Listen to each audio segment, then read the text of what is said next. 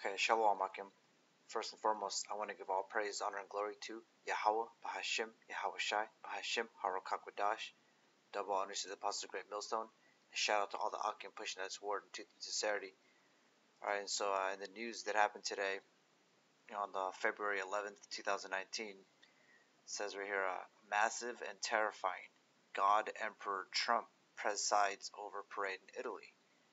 It says a giant float featured a Twitter sword and a clawed hand.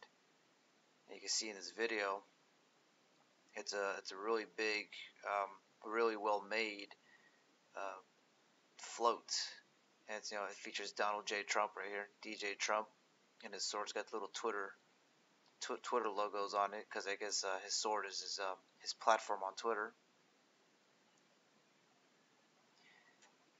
And so in this video, I'm going to be talking about a little bit on reincarnation. As you notice in this float here, Donald Trump, he's got this crescent on his head. Usually, people from Rome would wear that from back in the days, like the Caesars. But real quick, I'm gonna read this in 2 Thessalonians 2:3. Let no man deceive you by any means, for that day shall not come, except there come a falling away first, and that man of sin be revealed, the son of perdition. Verse 4. Who opposeth and exalted himself above all that is called God. I'm reading this verbatim. Or that is worshipped, so that he as God sitteth in the temple of God, showing himself that he is God.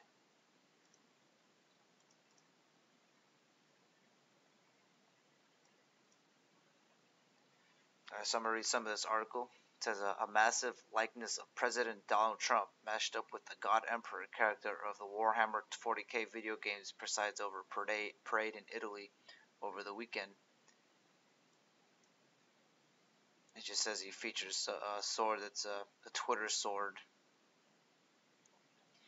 This is this guy who created the float said in an interview that the sword contains a phrase that can mean, here's your fucking tariffs, according to Heavy.com. It's a joke, but in fact he's trying to destroy nations with the economy instead of nuclear missiles. He was quoted as saying, this is one of the strongest actions, let's say, that powerful people like Trump can use. Alright, and so this thing that happened here with him looking like this right here, through the spirit, I believe that DJ Trump is Nero in the reincarnation. And so I got this Wikipedia of Nero, and if you know a little bit about history, is Nero was the last Caesar in Rome. I'm kind of just going to skim through this.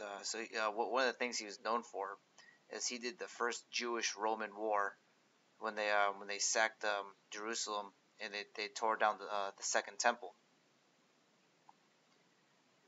And so, I'm just jumping through the Wikipedia article. It says a popular legend arose, this is after his death, that Nero had not died and would return. At least 3 leaders of short-lived failed rebellions presented themselves as Nero reborn to enlist popular support. Alright, so he reigned in 54 AD and 68 AD.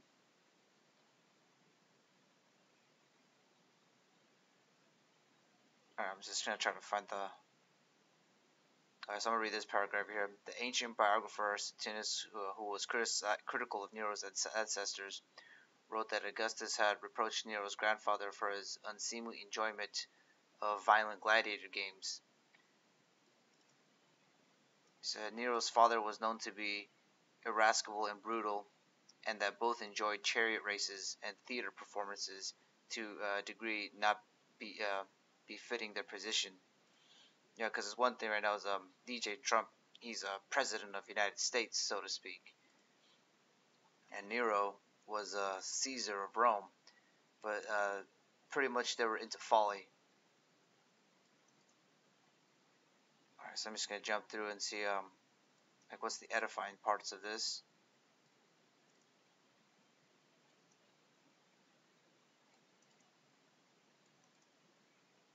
So I'm going to read this. According to ancient historians, Nero's construction projects were overly exaggerated, and we can see that in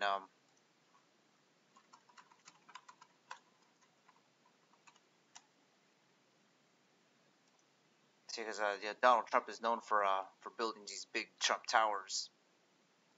He built a lot of casinos. And this he's a businessman that works in architecture. Just real quick, here's a picture of his thing if the picture loads. All right, now so I'll continue on. Nero's construction projects were overly exaggerated, and the large number of expenditures under Nero left Italy thoroughly exhausted. Like that. And so with Donald Trump, he had a lot of things. He had a casino, he had a steak brand, I think he had a wine brand. It says thoroughly exhausted by contributions of money, with the province ruined. Modern historians, though, note that the period was riddled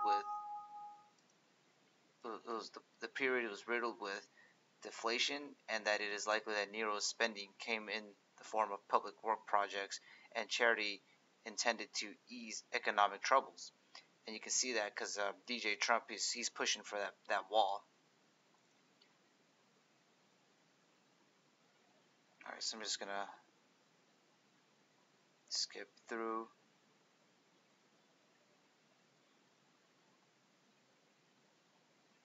Actually, I want to show this picture too.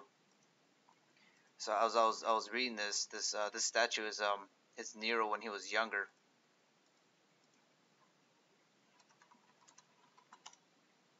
And it's like it's got a really striking resemblance to Barron Trump, Donald Trump's son. There was a specific picture I found. I don't know if I can find it again.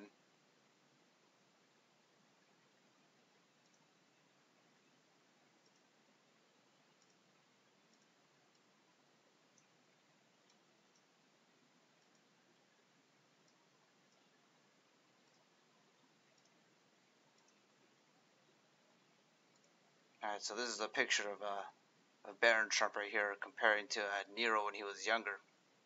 Because Donald Trump is the father of Barron Trump, and so they have a really similar resemblance.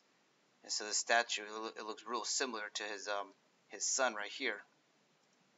And I just thought that was interesting to me.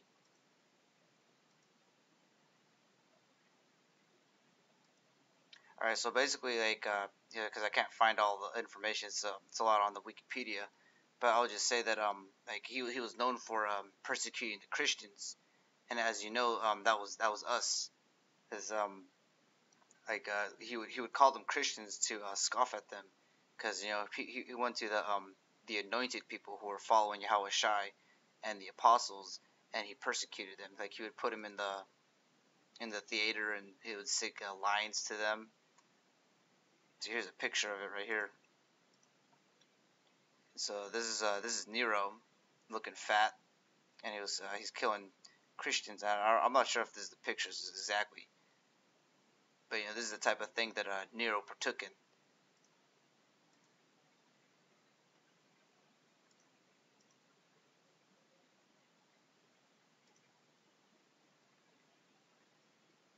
Yeah, it says martyrdoms of Peter and Paul. I'm not gonna read into it because it's a lot of history. Yeah, but basically through the spirit, I'm just saying that DJ Trump is Nero in the reincarnation.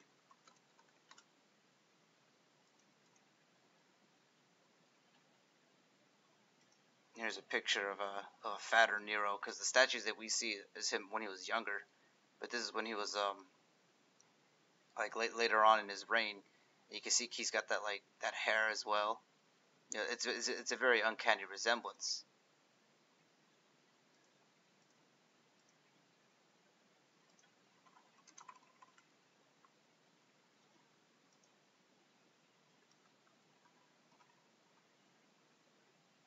All right, so I'm gonna read this part right here. His extravagant empire-wide program of public and private works was funded by a rise in taxes that was much resented by the middle and upper class.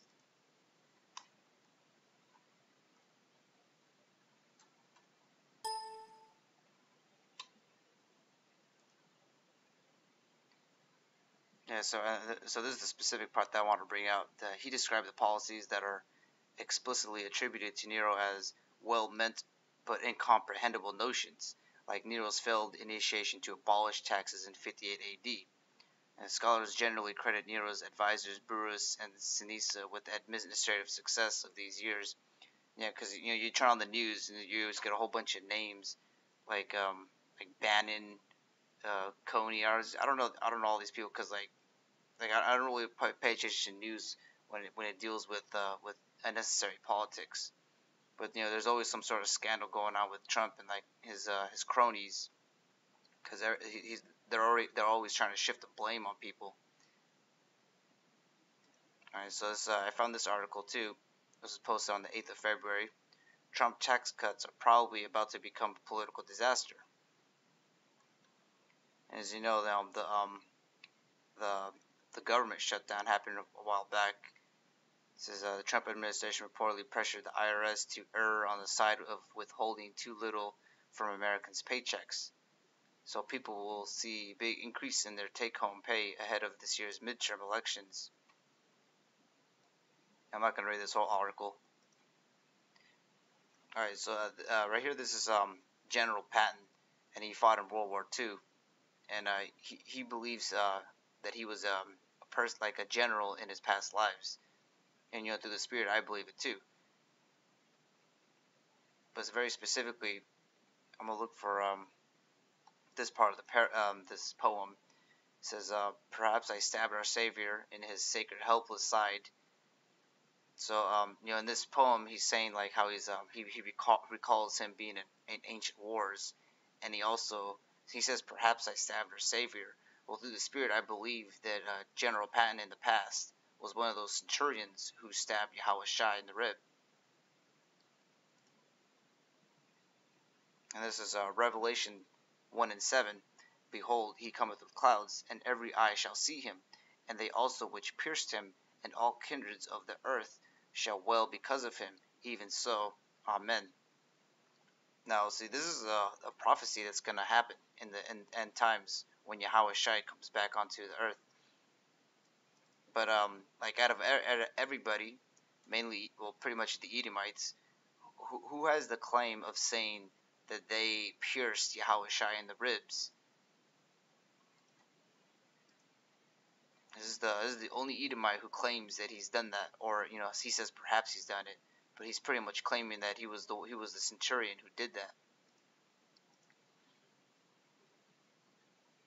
All right, so what people also say is that reincarnation isn't real, and that the Bible doesn't, the scriptures don't straight out say, chapter, book, verse, reincarnation exists, because it's not like that. It's a mystery that's not given to everybody. But if you have ears to hear, you'll understand it. So this is Colossians 1:15. Who is the image of the invisible power, the firstborn of every creature? For by him were all things created, that are in heaven and that are in earth, visible and invisible.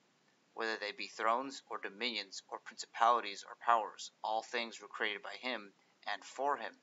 And this precept is talking about Yahweh Shai. And the precept to back that up, this is in 1 Corinthians 15:45. And so it is written, the first man Adam was made a living soul. The last Adam was made a quickening spirit. And so, here at Great Millstone, we teach and believe that Adam and Yahweh Shai are the same spirit. So he came on the earth first as Adam, and he was made a living soul. But the last Adam was when he was here 2,000 years ago with the title Yahweh Shai, was made a quickening spirit. Alright, well, so that's the end of this video. Hopefully it's edifying. And Shalom Akim.